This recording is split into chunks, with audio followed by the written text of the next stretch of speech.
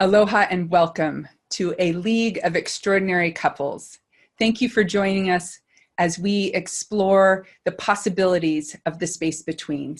And today I am delighted beyond measure to introduce a friend of mine in this new virtual capacity as we share our similar missions of helping people bring their best selves forward. This is Kristen Noel. She is the editor-in-chief of Best Self Media, the leading cutting-edge source for growing consciousness, for growing our best self, and for really being that leading voice in holistic health. So without any further ado, I welcome the camera to grace upon Kristen. Thank you, and aloha to you. I'm so happy to be here and to be a part of this exciting project and to be a part of the beautiful work you're doing in the world. So thank you for having me. You are welcome. Again, thanks for being here and for being willing to dive deep, because in these 20-minute powerful conversations, we're going to get to the heart of the matter. And as I love to start the interviews with a little creative imagination. So Kristen, if you were to describe your relationship as a landscape, what comes to mind? What picture would you paint for us? Wow. Okay, that's a big question. I think a question like that is something that like you feel like you've got to have like a big answer and like an epic answer, and there should be like rainbows and unicorns and sandy beaches and warm breezes. And while all that's great, it's kind of hard to compete with like rainbows and unicorns, and perhaps that's a little inauthentic and might make someone else feel that their relationship is less than. So, I think that if I were to describe my relationship as a landscape, I would describe it as my home and where I live right now, because I live in a small rural town of diversity in the mountains, and there are seasons and changes and ebbs and flows, and it feels healing to me. I feel a part of it. It feels safe. It's like someplace I can land. But it's also ever changing and ever evolving and a little surprising. Love it. I love that image of both the safe kind of cocoon feeling of the warmth and the changing seasons and the being in, and also the diversity and the being a part of what's around you in this mountainous landscape. So beautiful. Thank you for that image. It's a wonderful place to start. And unicorns and rainbows perhaps are overrated. Yeah. They're great, but I mean, but actually when you were just saying that, it made me think about even parenting. Like you have to nurture a relationship. Like it's the same thing with parenting, and you and I both share this. It's like on one hand, you're creating this cocoon, and on the other hand, you're kicking your kids, little butt to get out there and be their person and go for their dreams and to stretch, right? So it's really the same thing with a love relationship and a partnership. Yeah.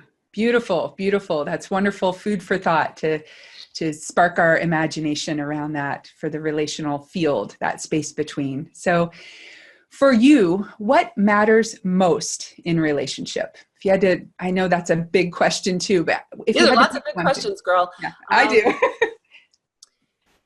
do. Mutual respect. And I know that sounds like, just sort of like a Hallmark greeting card, cliche, but mutual respect. And what I mean by that is someone that sees you, not someone that is trying to save you. And, in doing that, in seeing someone, you're creating that broad spectrum. You're creating that landscape where someone can be vulnerable. You'll see that vulnerability in someone, but you also see their great potential. You sometimes can see what they don't yet see. It's like being a dream keeper, and at the same time being a safety net to be safe, to be who you are. And who you are is, as we know, a mixed bag, right? It's good, it's bad, it's ugly, it's the human experience, it's messy, it's glorious, it's joyous, it's up, it's down. To be all of that, and it's easy to say like, okay, can you embrace all of this? But I think it really starts with not trying to control someone, not trying to change them. Too often I think people compromise in relationships without really identifying what's important to them first. So you have to know yourself before you're going to get into partnership, into solid, really, secure foundation kind of, stuff. Because if you don't know what you want, how can you get into a relationship with someone else unless you're falsely thinking that person's going to provide that for you, Mm-hmm. and that they're going to save you? I mean, unfortunately, this happens a lot with women. I mean, we still have that sort of deep-seated, I think, princess coding. People don't really like to talk about it. It's not really in vogue, but, little girls are often raised to grow up, and sure, you can go to college and get a job, but, get married and have a husband that does X, Y, and Z or whatever. So I think we've got a lot of societal things to look at, but I think it really boils down to looking at yourself, looking and knowing, and then finding someone that creates that safe space so that you can bring yourself forward, all of you, and you can share, what is it what are your dreams? What are your hopes? What are your disappointments? What are your fears? Someone that sees the interconnectedness of all the things that led to this moment, how it all matters. It's all a part of your history. It's all a part of your story. Yeah. Yeah. I really hear that idea of embracing it all and bringing it all in. And as you're talking about focusing on mutual respect as the most important thing in the relationship, it sounds like having that mutual respect for yourself, to know yourself well enough of what your dreams are, of keeping your own dreams so that you can open yourself up and be that dream keeper for your beloved. And I love that you brought up parenting, because we do share that journey, of doing it all and being it all, and really loving our children up and being that dream keeper for them. And like you said, pushing them out of the nest to let them fly. So beautiful, beautiful way of weaving that all together. And one of the things that comes up most in the relational space in terms of that disconnect is the negativity, the criticism, the blame, the shame, whatever that looks like. Yeah. So how do you dissolve that in your own relationships? Well, I mean, again, and I like that you're like really jiving, grooving with me on this. For me, it's like deep dive. Like if you want to dissolve conflict within your relationship, dissolve conflict within yourself. Yes. So, far too often, it's blaming and shaming and finger pointing, and I did this because you did that, and tit for tat. And, I think we've all seen relationships where it's like, I call them measuring cups. It's like, well, I did this. Well, I did that. It's like, so dissolve conflict within yourself first. That's a really, really, really key thing. And I find my answers are in my questions. So when something comes up, it's simply stand back, pause, take a deep breath, and ask yourself, why is this coming up? What is coming up? What's being triggered here? What is this attached to? Because it's like the old thing they always say, like, you're not yelling at your kids about the underwear they left on the floor. It's about the string of things that came before it. Mm-hmm. Or it's the string of things that went unaddressed, that you weren't able to consciously communicate about. And, we wait, often we just wait until we explode, or we can't take enough, or you can't take any more of it. So I think, dissolving conflict is really being able to find a safe space to first within yourself, ask yourself, what's going on here? Why is this bothering me so much? But also being able to sit down and have that communication with your partner. And again, that goes back to mutual respect and being seen and not saved. I'm asking you to see me, and I want to bear my vulnerability. And these are my triggers. And I'm, and to be able to have a conversation in that way, as opposed to, not sharing that or not communicating that. We're not mind readers. And if you're waiting for your partner to be a mind reader and to know, what you need, at any given moment, you're missing a big opportunity. Mm-hmm. And it's also looking at your own triggers, really doing that work. You know, it all boils down to how deep are we willing to go with our own personal exploration? How deep are we willing to explore where our own triggers? I keep using the word trigger, but that's really, you know, I really think that's what I go back to. I mean, it wasn't always that way for me, and I wasn't always having these conscious conversations. And there are definitely times where I have to take myself out of the situation, and I give myself a little time out, and I go to the room, the next room, and I kind of got to, find a way. Maybe I have to take a walk. Maybe I have to go meditate. Maybe I just have to go get a glass of water or whatever it is. Sometimes, okay, I have hit this limit, exit stage right, because what's going to happen is I might say things I'm going to regret. I may do things I'm going to regret. And, cleanup, there's a big price to pay with cleanup. And sometimes, we can apologize. And I've had this conversation many times with my son. And I say, sorry doesn't erase everything. It's great to give an authentic apology, but we don't want to keep repeating behaviors, because sorry is just not a magic eraser. Words have power. Actions have power. They leave imprints and they leave scars. So, and it leaves scars on us. It really pulls you down energetically, spiritually, emotionally. It like robs you of your joy. So again, it's just like all about like, you got to be willing to get in there, roll your sleeves up, do some soul searching, do the dirty work. I think, and life gets, just gets more peaceful. Doesn't mean you don't have the ups and downs. It just means you learn to navigate those rough waters. I think a little bit easier, Yeah. Yeah. I'm really hearing that, again, coming back to the relationship with oneself, to have that respect for self, to have that willingness to dig deep and look at what's underneath these triggers. Why am I having this reaction when something's on the floor, and what's really underneath that? And taking that moment to pause, to breathe, and do that self-inquiry, to ask yourself those questions of what's going on here. And I love what you said, that the answers are in the questions, and in taking that pause and being willing. And the images, if someone can take with them that sorry is not an eraser, and that our words do have that ability to wound and create scars and, scar tissue within ourselves. And how do we cease that process? So would you be willing to dive deep and give a personal example of a negative experience that has happened in your recent time, and how you dealt with it yourself? Again, I can't think of anything. I'm going to honestly say, when you do your work, conflict, I'm not saying difficulty, I'm saying, conflict between a couple dissolves.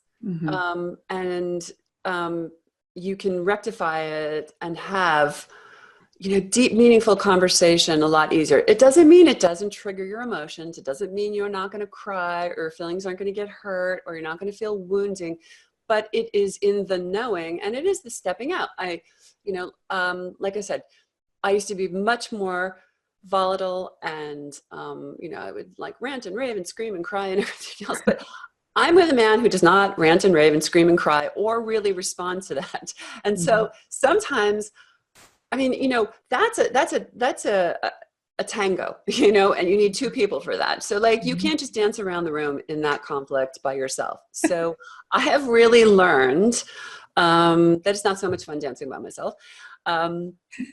But he's been a really, really calming presence on me in that way. And also will hear me when I say, all right, I need to go for a walk. I need to go up to my office and be by myself, or I need you to leave me alone right now, or I don't want to talk about it right now. I'm going to come back.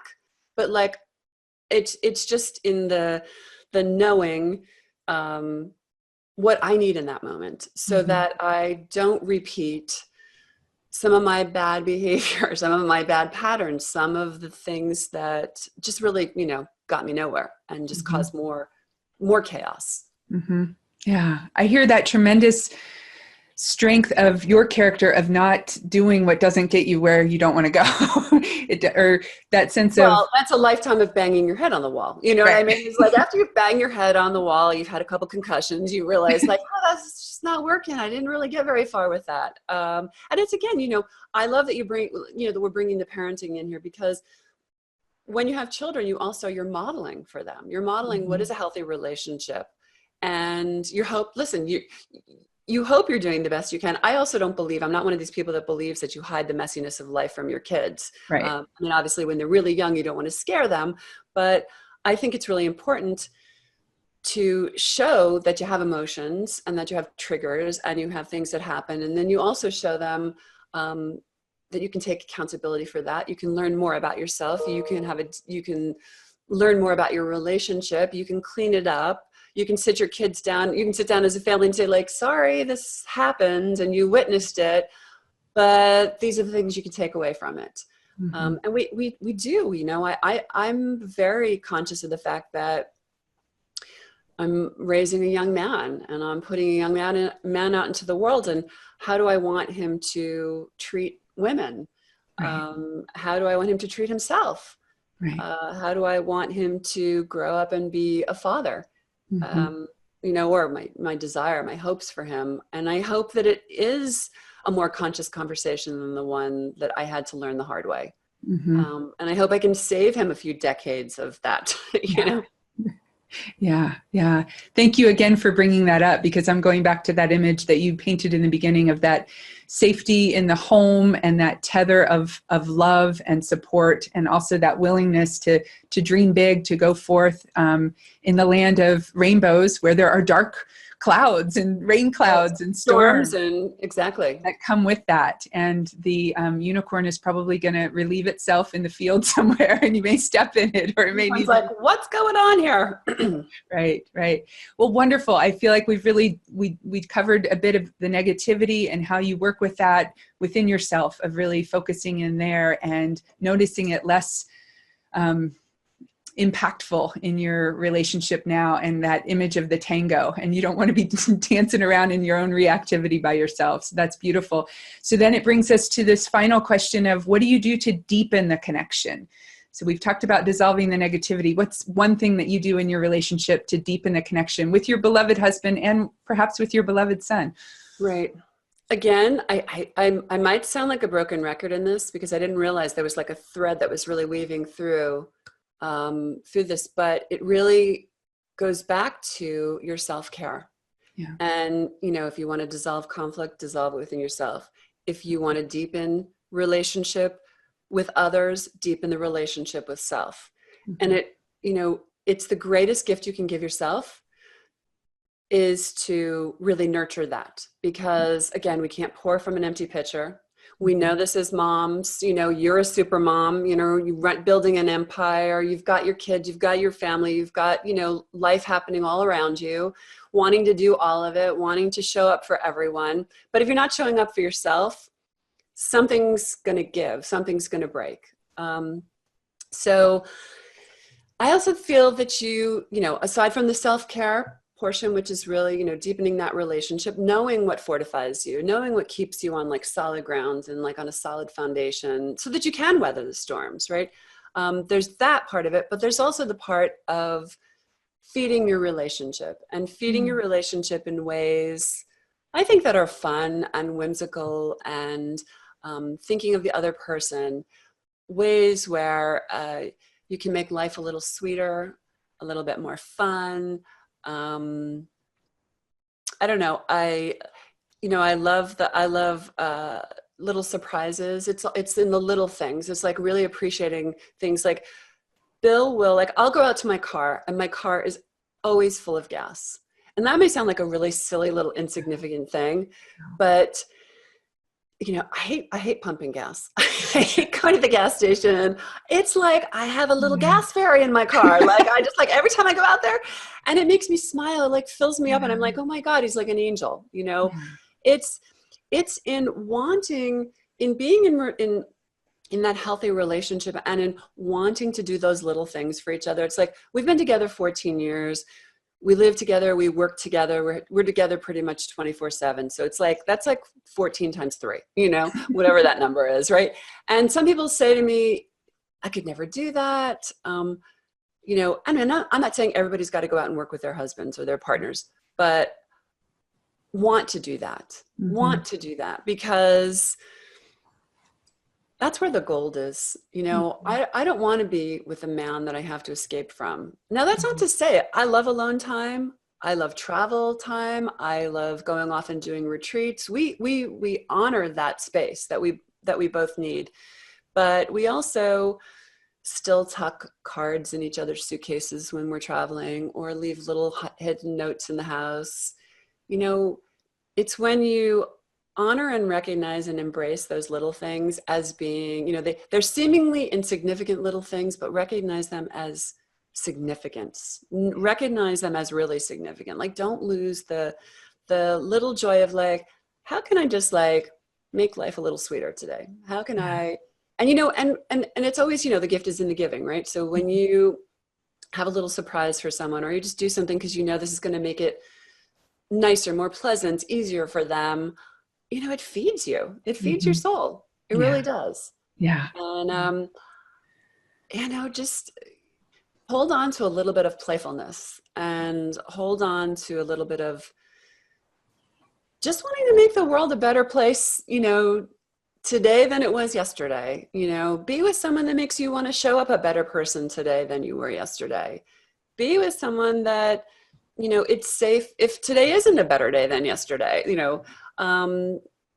So I just think it's, you know, finding little ways to feed yourself and then feed your relationship.